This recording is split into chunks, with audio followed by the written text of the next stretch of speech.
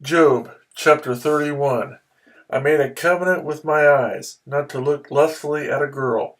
For what is man's lot from God above, his heritage from the Almighty on high? Is it not ruin for the wicked, disaster for those who do wrong?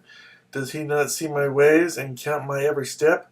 If I have walked in falsehood, or my foot has hurried after deceit, let God weigh me in honest scales, and he will know that I am blameless. If my steps have turned from the path, if my heart has been led by my eyes, or if my hands have been defiled, then may others eat what I have sown, and may my crops be uprooted.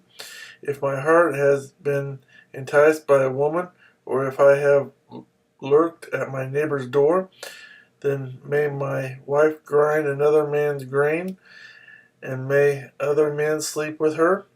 For that would have been shameful, a sin to be judged. It is a fire that burns to destruction. It would have uprooted my harvest. If I have denied justice to my manservants and maidservants when they had a grievance against me, what will I do when God confronts me? What will I answer when called to account? Did not he who made me in the womb make them? Did not the same one form us both within our mothers? If I have denied the desires of the poor, or let the eyes of the widow grow weary, if I have kept my bread to myself, not sharing it with the fatherless, but from my mouth I reared him as would a father, and from my birth I guided the widow.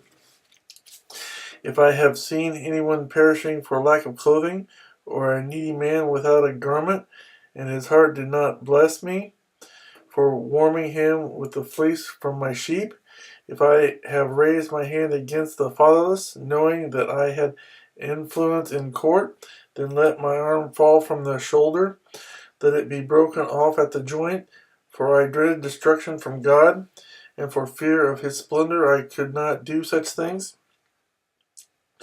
If I have put my trust in gold, or said to pure gold, you are my security, if I have rejoiced over my great wealth, the fortune my hands had gained, if I had regarded the sun in its radiance, or the moon moving in splendor, so that my heart was secretly enticed, and my hand offered them a kiss of homage, then these also would be sins to be judged, for I would have been unfaithful to God on high.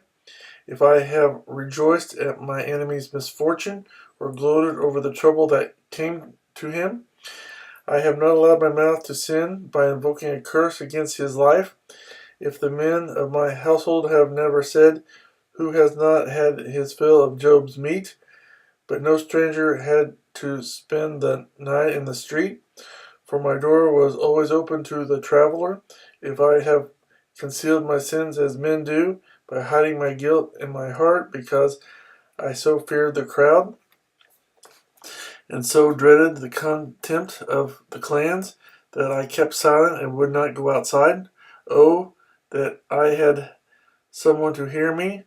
I sign now my defense. Let the Almighty answer me. Let the accuser put his indictment in writing. Surely I would wear it on my shoulder. I would put it on like a crown. I would give him an account of my every step. Like a prince, I would approach him. If my land cries out against me, and all its furrows are wet without tears, if I have devoured its yield without payment, or broken the spirit of its tenants, then let briars come up instead of wheat, and weeds instead of barley. The words of Job are ended.